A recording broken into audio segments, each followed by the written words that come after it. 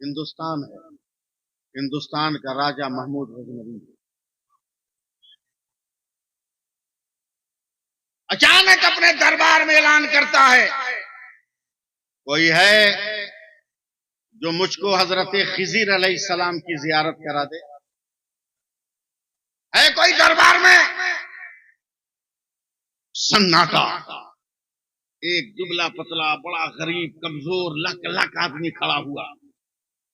बोला, हुजूर ये काम मैं कर सकता हूं। बोला, कैसे?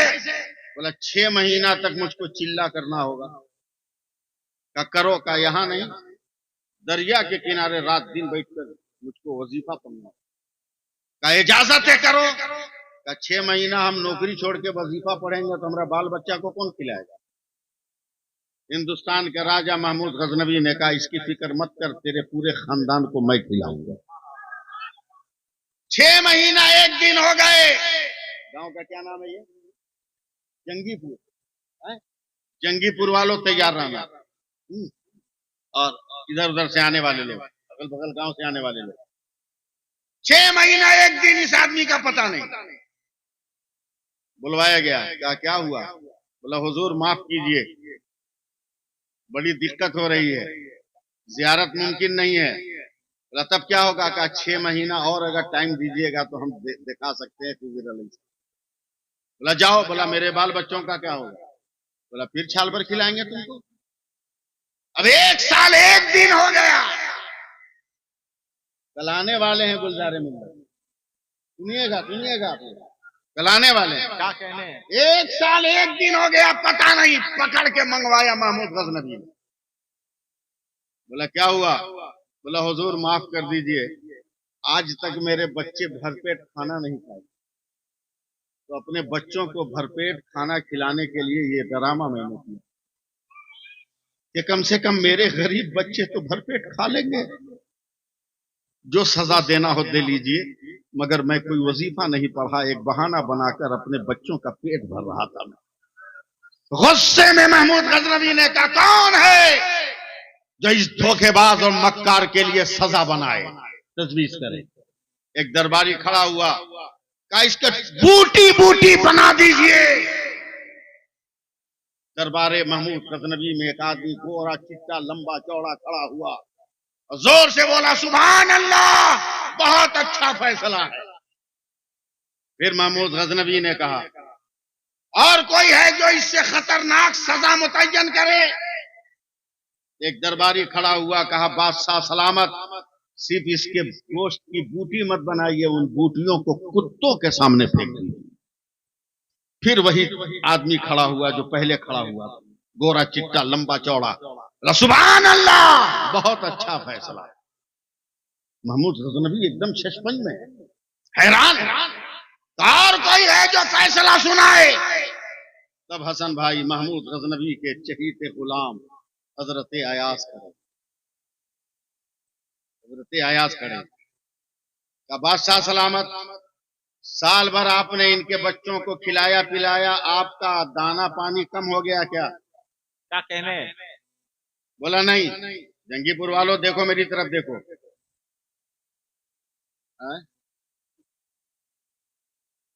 कुछ और नाम है का? किस तरफ देखा? जंगीपुर। क्या कहने? सुनिए सुनिए, सुभान लगाइए। हजरत अयाज ने कहा, हुजूर इतने दिन तक इसके बाल बच्चे को खिलाया, आपका राशन पानी कम हो गया। बोला, नहीं। बोला, आपकी जो अजमत है, आपके उरूज का जो डंका बज रहा है, उसमें कोई कमी हुई? बोला, नहीं। बोला, बेहतर है तब इस गरीब को माफ कर दिया जाए। बैठ जाओ भैया, बैठ जाओ। बेहतर इस गरीब को माफ कर दिया जाए। वही आदमी उठा, फिर हसन भाई जोर से बोला, सुभान अल्लाह, बहुत अच्छा फैसला। तब हजरत महमूद गजनवी ने कहा, खड़े रहना, बैठना मत, कल गुलजारे मिल्लत आ रहे हैं, मेरी तकरीर के जुमले सुनिएगा। कहा, तू बता। उसने कहा, बूटी बना के फेंक दो, तुमने कहा सुभान अल्लाह, अच्छा फैसला। उसने कहा, कुत्तों के सामने डाल दो, तुमने कहा सुभान अल्लाह, अच्छा फैसला। मेरे अयाज ने कहा, माफ कर दो, तो तुमने कहा अच्छा फैसला। तब वो इंसान कहता है बादशाह सलामत मुझे माफ कीजिएगा, पहले जो दरबारी बोला बूटी बना दीजिए वो नहीं बोल रहा था, उसके बाप का खून बोल रहा था। क्या क्या मतलब? क्या उसका बाप कसाई है, जो बाप की फितरत है वही बेटा की फितरत है। क्या दूसरे ने कहा कुत्तों के सामने डाल दो, क्या ये भी उसका कसूर नहीं है, उसके खून का कसूर है। उसका बाप दूसरे बादशाह के यहाँ गोश्त की बूटियों को कुत्ते के सामने रखता है तो उसके खून से वही आवाज आ रही थी, और अयाज ने कहा माफ कर दो तो ये हुसैन का बेटा है। और जोर से, और जोर से, और जोर से बोलो। नारे तकबीर, नारे रिसालत, जानशीने सरकारे मसौली, हुजूर सैयदी सरकार गुलजारे मिल्लत, आमदे गुलजारे मिल्लत, औलादे गौसे आजम का ये हुसैन का बेटा है। फिर एक बार सुभान अल्लाह। हुसैन तमाम जालिमों को माफ कर रहे थे तो ये उनका खून बोल रहा है जो अयाज की रगों में है। वही खून वाला कल तेरे गांव में आ रहा है, वही खून वाला कल तेरे मोहल्ले में आ रहा है, वही अली का जलवा लेकर तेरे इलाके में आ जाए तो मुरीद हो जाए। समझे? जुआ का नंबर बताने वाले पीर से मुरीद मत होना, बेनमाजी आदमी से मुरीद मत होना, जाहिल आदमी से मुरीद मत होना। ये गांव है, मैं गांव में रहकर बात कर रहा हूँ। बहुत अच्छे। किसी के घर शादी ब्याह हो, खतना हो, वो मिलाद की मजलिस हो तो आदमी अपने छोटे छोटे बच्चों को लेके आ जाता। बोलो आता है कि नहीं? अब मिलाद होते होते बचवा सो जाता है, बचवा सो जाता है तो उसका बाप उसके पैर में जो जूता है निकाल के किनारे कर देता है, अब गोद में दबाए रहता है। जब मिलाद खत्म होती है तो बाप बच्चे को भी उठाता है, जूता भी उठाता है। कैसे बाप हो जो बेटे का जूता उठा रहे हो? का मौलाना मोहब्बत का तकाजा यही है। मैं कहा क्या मतलब? का अगर बेटे से मोहब्बत है तो इससे काम नहीं चलेगा। बेटा किसको पसंद करता है उससे भी तुमको मोहब्बत करनी होगी। तो जाहिल पीरों से बचकर कल आले रसूल से मुरीद हो जा, इसलिए कि जब ये क़यामत के दिन जन्नत की तरफ चलेंगे तो हम बच्चों के जूतों की तरह लगे रहेंगे। खुदा कहेगा जहां अली का गुलजार जाएगा वही उम्मते अहमद मुख्तार का काफिला जाएगा। नारे तकबीर, नारे रिसालत, आमदे हुजूर गुलजारे मिल्लत। बहुत पीर देखे होगे, कल देख लेना, सूरत देख लेना, देखोगे देखते रह जाओगे, देखोगे देखते रह जाओगे। ये अरे गैरे पीर नहीं है, अरे गैरे पीर नहीं है, लाइसेंस होल्डर पीर है।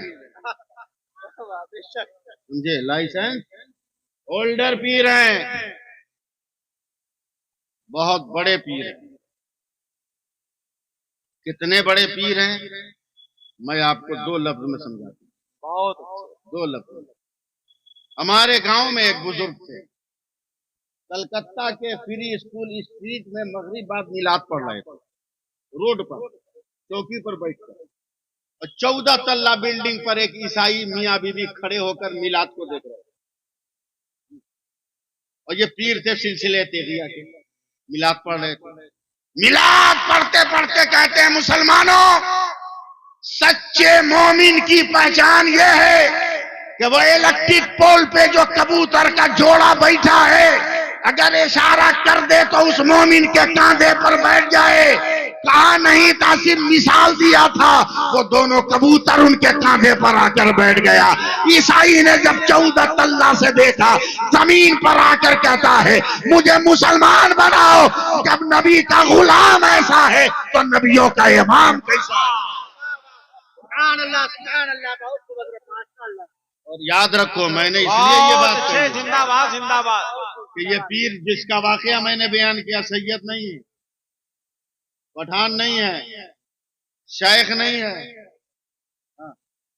सरकारे नमाजी उनका नाम है, अंसारी हैं, अंसारी हैं। अब बता अंसारी पीर जब इतना पावर रख रहा है तो अली के घर का जो बेटा आ रहा है वो कितना पावर रख रहा होगा यार, वो कितना पावर रख रहा है, वो कितना पावर जिंदाबाद।